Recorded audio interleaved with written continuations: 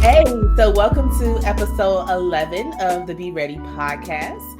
We are trying so very hard to keep curating a space for parent, community, and classroom educators where we come together, share research, best practices, ideas, learn, share, grow in community. So that our kids are able to thrive academically and socially, emotionally, and just be well. So, our episode today is going to be kind of fun. So, it'll be a reintroduction, given that we have new faces on the podcast, kind of new, somewhat new, but we thought new year, let's reintroduce ourselves. And it's Black History Month. And so, the theme of Black History Month this year is African Americans and labor, and it talks about the myriad of ways that African Americans over time have contributed to labor in the United States. So, what do you all think about that? Yeah, I think, like work really is the center of a lot of, well, not a lot, but most of Black history. There's all different kinds of work, whether it's free or unfree, paid, unpaid, all of those sorts of things. And so I think it's really interesting that this year's theme really is kind of the collective of all of that work and how it really has shaped and changed not only our culture, who we are, but also the world and the country. So yeah, I'm really excited to be able to celebrate African Americans in labor and the different labor movements. I agree because I think that there's just so much of a contribution. It's amazing that it is now, not now, but it's getting its time to really be recognized, because when you put it at the forefront and it's now, this is what we're focusing on, we really see what an impact our people make. And I think that's very important to recognize as well. Yeah, for sure. So, speaking of work, what did you want to be when you grew up? Me? You. I've always wanted to be a teacher. I used to teach my teddy bears. I taught my cousins when I babysat them, like full on school. I would create worksheets, grade their papers, all the things.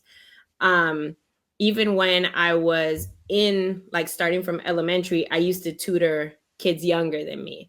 And then when I came to the US, when I was in Jamaica, I had great representation of amazing teachers. When I came to the US, there was some, and I felt like being 7, wanting to put me back to second, what the equivalent of second grade was not acceptable, because I had been there, done that, and I could not understand, like, why is this just what is being done? So then going through my schooling career, keeping keeping a pulse on that, right? And I was bored to tears in school until I got to high school, and I wasn't really challenged. And it was one teacher in particular, beautiful Black woman, Delta, a scientist, and it was in my biotechnology class. And we really had like a great conversation. And she kind of told me her why for being in the field that she is in and why she wanted to grow. And then I realized, like, it was not acceptable for me for subpar education. So I wanted to be a part of the movement to help educate our people, help bring more education to our community, and then honestly just be a representative for other young girls, other people who wanted to also do the same. So I wanted to be a teacher. And then as I got older, deeper in my career, I realized that I had to be on the inside to affect change in different ways as well for our community. So it's interesting that you say that. So I interviewed some people one time that had went to school right in the process of integration, and what you said about representation is similar to what she said about how in segregated schools She really felt like the teachers cared about her and pushed her and were like invested in her academic success. But then after integration, and given it's a different time than when, you know, Mhm. you were in elementary school, right? But she said she had to fight for like academic opportunities, and you know people would put her in like remedial classes when she was clearly, you know, more advanced than other students. So I think that kind of disconnect with rigor has seems to always have been around, but there are like teachers here and there that like really see you and push you. Yeah. And I think that, of course, different time, but I did not feel that disconnect when I was growing up in Jamaica with that cultural influence, because it truly was out of many, one people. And I felt that. I didn't feel a disconnect like that until I got to the US, where the people who look like me were few and far between in my academic career. And I did feel that same thing. Different time than obviously segregation, but I still felt it and I didn't like it. Yeah, I think that's America to a certain extent, right? Like, that's where we are. I think my journey to here is like very different. So I don't remember really being like, oh, I wanted to be a teacher, or oh, I want to be a social worker, or I wanted to be any of these things when I was younger. I think I just wanted to be like happy. And now, like, in hindsight, retrospect, maybe just wanting to like be free to some extent. Like, my parents were really strict, like things were really, it was just really different. So just wanting to kind of just be. I think that was really what I wanted to be, until I got a little bit older. And then my parents went through a divorce. And I was like, ooh, yikes. I don't like this. Like, this did not, I didn't feel well. Like, my parents didn't feel well. It was just kind of like this really ugly time. And I remember thinking, like, oh, I want to be the person that like helps families get through like these pieces, right? I want to be the person that is able to help you like navigate different systems and make sure people are okay, and that it's not like your whole world has just been like destroyed. And so I was like, oh, I know what I'm going to do. I'm really good at debating people too. My parents used to tell me that I would argue all the time. So I was like, oh, well, I can be a lawyer, right? Like, I can go be a family law attorney, help with divorces and different family disputes, and that's what I'll do. So when I went to college, that was my plan. As I'm going to Florida State University, go Noles, and that I'm going to be an attorney. And then I didn't want to major in like the typical like English. My mom was an English teacher. I felt like I had a really good hold on that. I wanted to explore something that was going to make me good with people when I am in these crisis situations with them, which is what led me to social work. And then I stuck. It literally stuck. I was like, I love learning about people. I love being in spaces with people, observing people, learning how they operate and why they do that. And then being able to like mentor or support or guide or influence, is really kind of like, oh, I like this. And so maybe in that childhood of like wanting to be happy, I also wanted to like influence people and make people do things that I want them to do, but also like learn about people. So that's, yeah, I guess that's how I ended up here. But yeah, when I think about what I wanted to be, I'm not sure that I ever had a like, this is it. This is what I want to be when I'm like 5. So yeah, it's interesting. That is That is interesting, and interesting. I'm so glad that we're doing this episode because I learned something new about you. Like, we're doing it for the viewers, but I got to learn too, so that was pretty cool. So when I was a kid, like many kids, like I wanted to be what I saw. So my parents and my sisters were entrepreneurs. So my parents had this business, Sims Enterprise. My mom cleaned houses. My dad was a landscaper, and so I didn't want to do those roles, but entrepreneurship was like my focus. My sister and her husband had a construction business. I did have another sister who was a financial analyst at the time. And so I wanted to do that until about high school. And then I didn't want to do that anymore. So I share that to say, like, thinking about the professional roles I have, and something that's important to me is like exposure for kids. because like when I worked in foster care, a lot of the kids wanted to be social workers and lawyers because that's what they saw. So yeah, so that it was the same for me. Want to be what I saw. So I went to school to major in business, and it was going to be international business because I got the travel bug early, was in an international program, and was traveling internationally by like 10th grade with school. So that was going to be my focus, like international business. And then I decided I didn't want to do business, but felt called to education. And then I was going to do international education, but then felt like, man, Deshaun, how are you traveling across the lakes and the ponds and the oceans, worried about someone else's educational well-being? And there are so many people in your own country who could use your support, your thought, your energy. So that is how I ended up on like the urban education like focus and track in my courses. But I just realized that I really had an interest in learning about people and why people act the way they do and think the way they do. And culture is really interesting to me. So you mentioned the courses that you liked. Anthropology was one that was one of the first courses that really just got me, that in history. So I ended up being a history teacher, but not at all what I planned on doing as a kid. Did not want to be a teacher, but just felt right when I kind of settled into it. So yeah. Well, I'm glad all of our thoughts from childhood growing up brought us all here because we're all needed. Just saying. Very true. So, next question is related to Black History Month. What is the most significant lesson that you've learned about Black history that you think is crucial for society to understand today?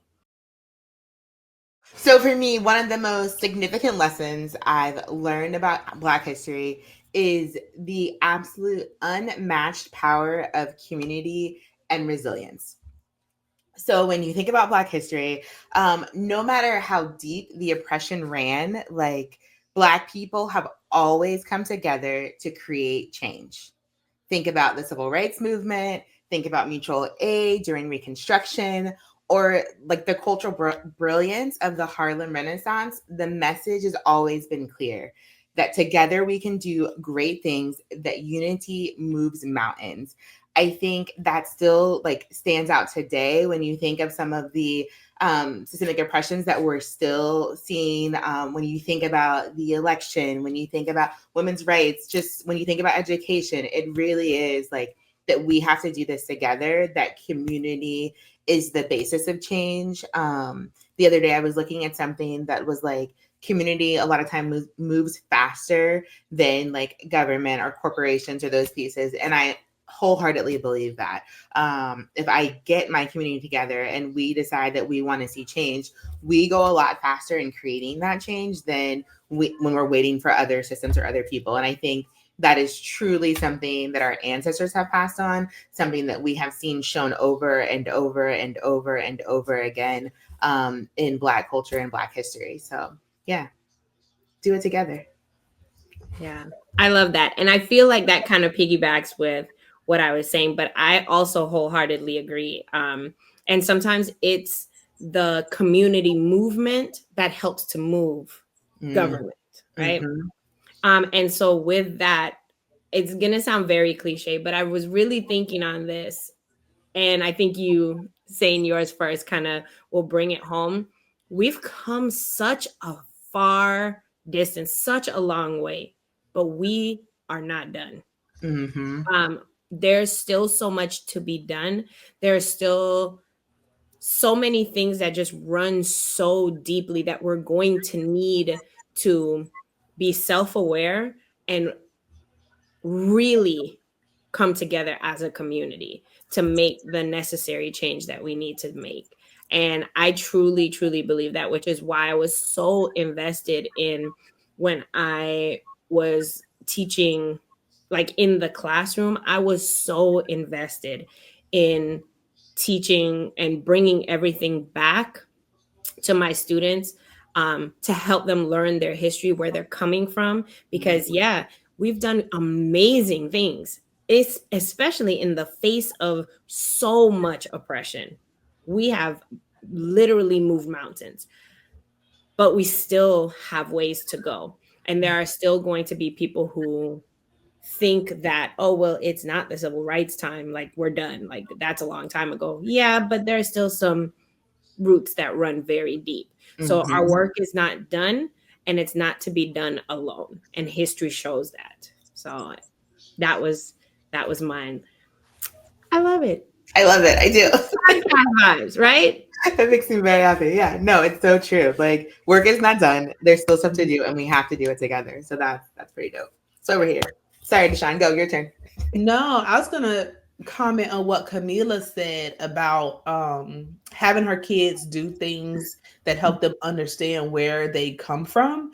And so Mm. I was just gonna ask you to speak a little bit to why that's important.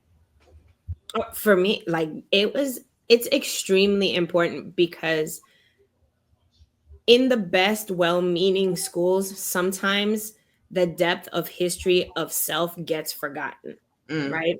Sometimes things get confined to a book, but my kids live out loud outside of a book, right? And in order for them to truly, if we're even like thinking about just the science of learning, right, there has to be some sort of anchor, some sort of schema for students to connect knowledge to. And the most I saw my kids come alive was when things were connected back to Black history during Black History Month or not. It was always conversation when we had our morning meetings. It's part of their social emotional learning to let them know, like, look, you are coming from a place of maybe this is rough for you at home, but look at where the history of where we are coming from and look what they've done. You have a support system just like our ancestors had a support system, and look at the amazing things that we've done. And the fact that we're all sitting in this classroom together, the freedom to learn, to read, to be critical thinkers shows how far we've come. So no matter what kind of difficulty they're facing in their life also, which is inevitable, everybody's lives, right? But you know that you have the backing of a strong people behind you, so it empowers you as well. And I saw them, my students, come alive like none other. My students who struggled to read, my students who struggled with math, my students who struggled in general with life, all found common ground and were able to build off of and become empowered knowing their history. And I mean, you have to know where you come from to know where you are going or where you want to go. So I that was a huge thing for me. Yeah, I was talking to this girl, this high school girl one day, and she went to like a historically Black high school. And we were asking them about like learning their culture in school. And they were saying that they felt like it was so important because um they said we kind of replicate the things that we see in our families and in our communities. But if we knew like the greatness that we came from and Mm-hmm. the people that, have made better lives for themselves or succeeded in various ways, then we think like our generation, their generation would like act better, show up different. And if they were taught those things in school, that they would be more engaged in school. So I think like the ability to see yourself represented in your teachers, in the posters that are on the wall, in the curriculum, in the stories that are told, like people underestimate the importance of that. Um, Mm-hmm. but I also think some people know the importance of that. And so they're attacking it, right? Because as you described, it's empowering. It's like, oh, so and so Yes. did what? Oh, I can do that, right? And Mm-hmm. so I think that like what I love about the work that we do here together is not just about what happens in the classroom. It's like what happens at home, what happens in community education spaces, what happens in the classroom. So I think all of us have an opportunity, no matter what kind of educator you are, is to help kids and help yourself, right? Like know where you came from. Mm-hmm. And I just think I cannot overstate how important I think that is. So I'm really glad that you brought that up. Yeah. Thank you. I think the Black history lesson for me that I want people to know is that education systems were not designed for us to thrive, right? So they're really like designed punitively. Um, and so, and I think that education in the Black community has been under attack like forever in the United States. Let's just say that, right? So I think about like, we talk about in slavery, you know, people not being able to read. And then when education systems did come, the struggle, right, that led to formal education for Black people was then underfunded and under resourced, and you know, all of the things. I think we can go on and on.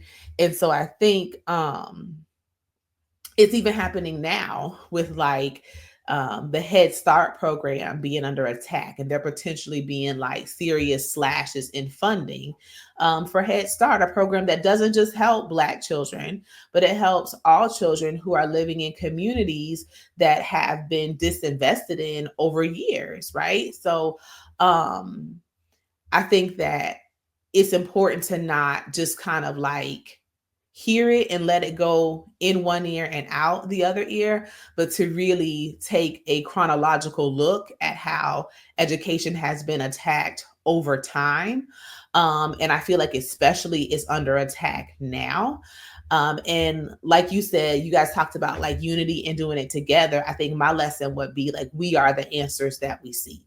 I think about the educators I interviewed, you know, who were doing that work around segregation time. And no matter what the time was, like we're born for such a time as this, and people have risen to the occasion and like innovatively done what is necessary, countercultural even, in order to like educate our people. So I think it's important that we control the narrative. I'll never forget like how I feel like the education system, you know, puts Dr. Martin Luther King up on a pedestal. Not that he shouldn't be, right? Like I'm not taking anything from him, but then, you know, like speak slowly about like Malcolm X or the Black Panther Party.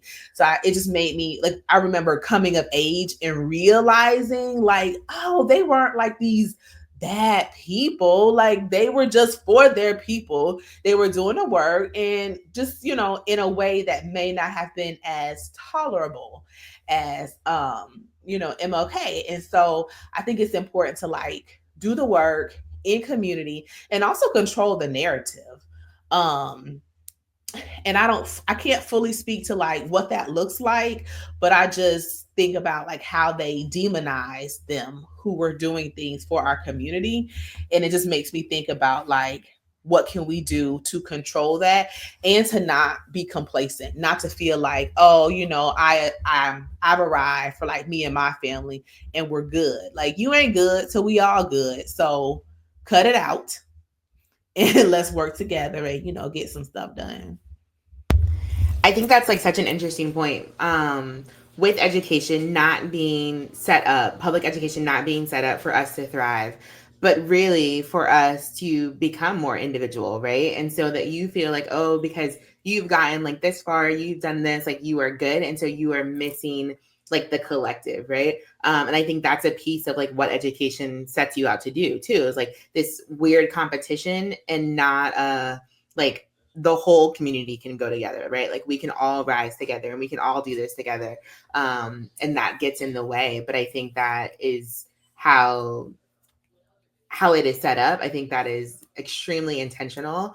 And I think if we don't go back and know like where we've come from and who we are and all of those roots, then it is very easy to get wrapped up in those pieces, right? It's very easy to be like, oh no, I am so and so and I have made it and I don't have to worry about the people around me because you all could have like picked up your bootstraps too and kept going. But we have to like know where we've come from and understand those roots and understand all of the work that has gone into making sure that you're able to get where you are. And so it's an interesting system, right?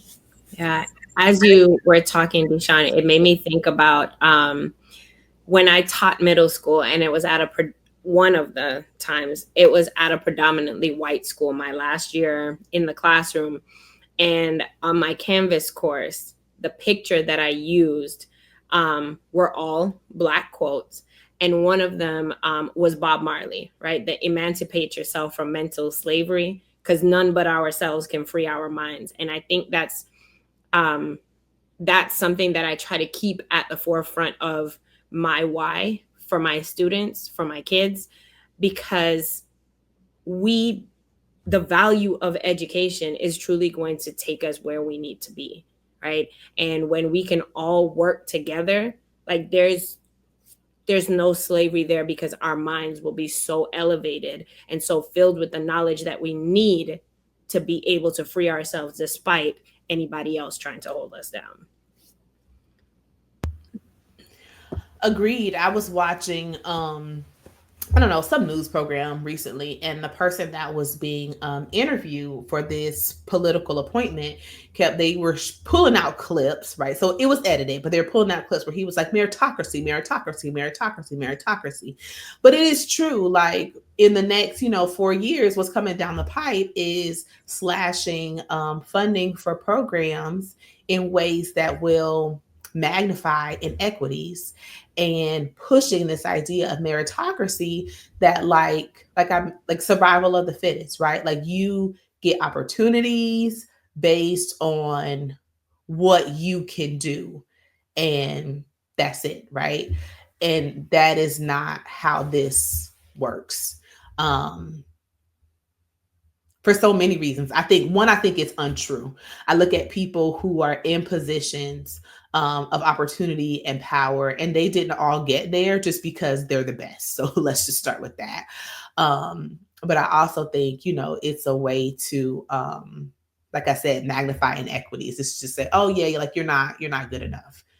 You weren't here because you actually earned it. You were here because of some DEI initiative, but um, that's not true. So I just wonder, like, what is our role when I think about the future of this podcast and like goals for this podcast? Like, what is our role to um, position communities to be successful amid this idea of meritocracy, that you get where you are just based on merit and that's it, which is not true.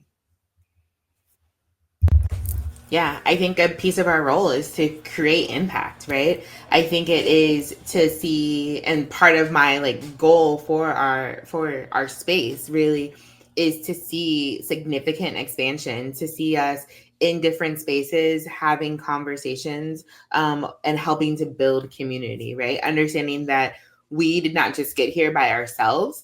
And so how do we make sure that our community, our schools, our families, our educators, our parent educators are all able to really benefit from this platform that we've created? How do we get resources and tools that empower those families and empower those students? How do we bridge the gaps between the schoolhouse and the parents that are at home, or the teacher and the student? Like, how do we do that? And how do we make sure that this space that we've created, this Be Ready podcast space that we've created, is able to do that and we expand? And that looks like a lot of different ways, but I think overall it is significant expansion and impact. That is how we show up and make sure that our community is prepared and ready and can thrive.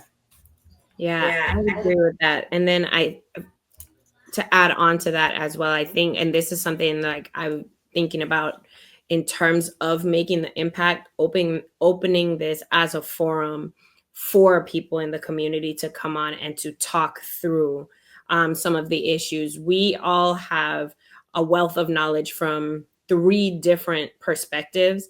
That is beautiful, but we also have such a unique opportunity to open it up to um, someone else's ideas, someone else's perspectives as well, the people who are living it, because we are speaking from our lived experiences.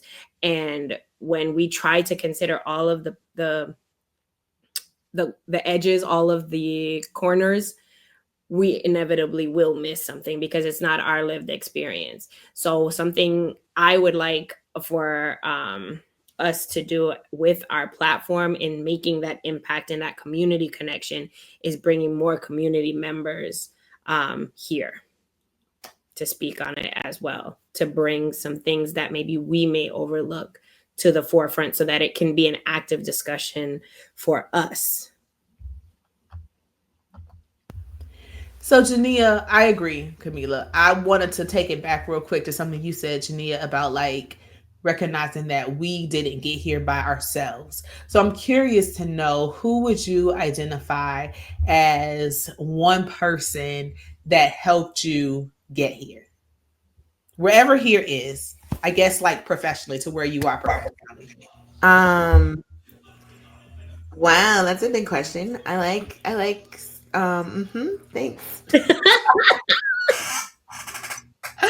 Um, Let me think. I mean, of the people that helped me get here, um, wow. I think I can think of a lot of different people, right? And I'm trying to think of like the person. Um, I don't know. Like I could not tell you one person that has helped me get here. I think I will, this is gonna be like real weird and like, I mean not weird, but just kind of cliche. I don't know. I don't know if it's even that. But I'm gonna shout out my husband on this one. Because although he has never been like my supervisor or like that, we are in similar spaces, right? So he is a principal and like in education in those pieces. But also has always been like, use your voice, like you have a skill set, like push forward, like keep going, those sorts of things. And I come from a space of like, oh, like get this job and like do this job for 30 years and like never retire, right? Like, or retire from this job. And so I know when I first like shifted jobs, like he was my biggest cheerleader in that, of no, like you've got more to offer, like you've got more to build your community, like go, like do it. And while like I've had great supervisors, some not so great, which I think also have like pushed it, but I will say that he is probably like one of the most influential people in getting me to this space and like always recognizing my value and not, I mean, I am great and he does love me. But I think even before that, before we knew that you like loved me and that I was great, there has been this piece of like, no, I want to see you like change the world and like be successful. Um, yeah, that's my answer. I wasn't prepared for that question. So I wasn't like, I was like, oh.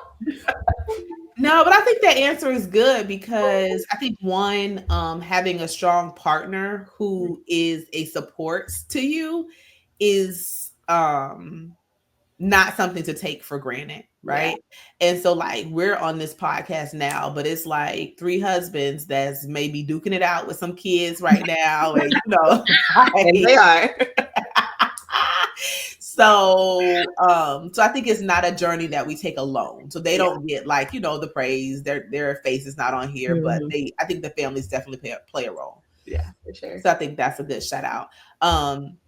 I'll stick to the family too for this one. I think there are a lot of people who have influenced my journey, but I will say, like people talk about just ancestors, like we stand on the shoulder of giants, but I really feel that way in my family due to like my birth order. So my sisters are 14, 15, and 19 years older than I am.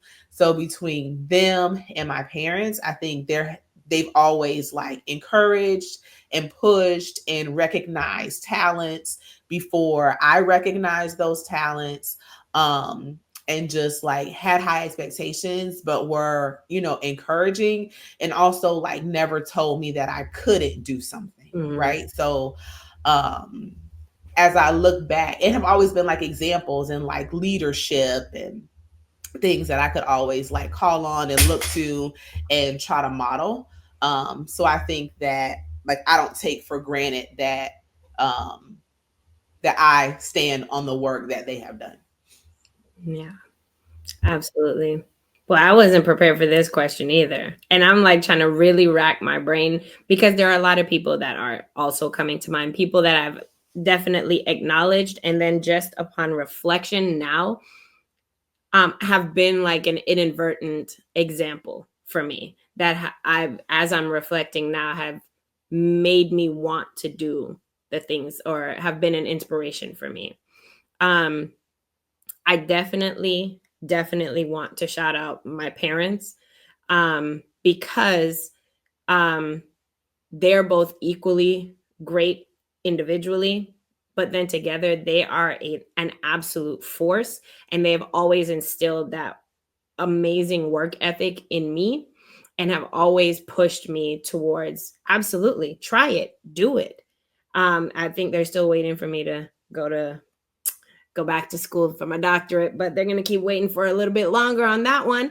But they are always huge cheerleaders. And also, my husband, he has, even before, like, we've been together for a really long time now, but he, even before, when I was a classroom teacher, we would talk about like having my own school, what I would do with it, how he would help me have my own school. And then even to now, like every step of the way, he has been an absolute force to be reckoned with as a cheerleader for me.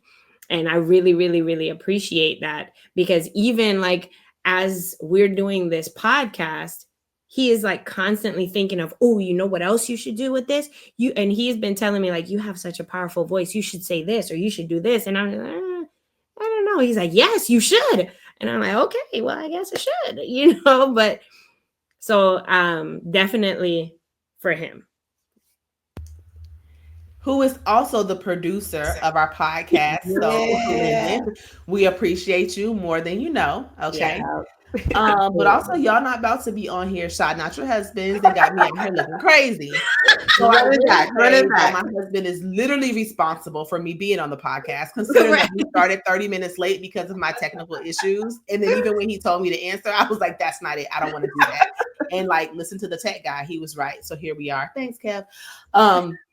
So I also though want to shout out you all. So I've known you for different amounts of time, met both of you in related to education, Kamilah in a graduate school course, Jania with doing work in Paramore, but you've just always been people whose like work ethic I admire, and who have been like bold and courageous. And Jania would always talk about like flipping. Are we gonna flip this table? Are we? And sometimes I'm like, no, girl, calm down. No, not this one. Like, chill out.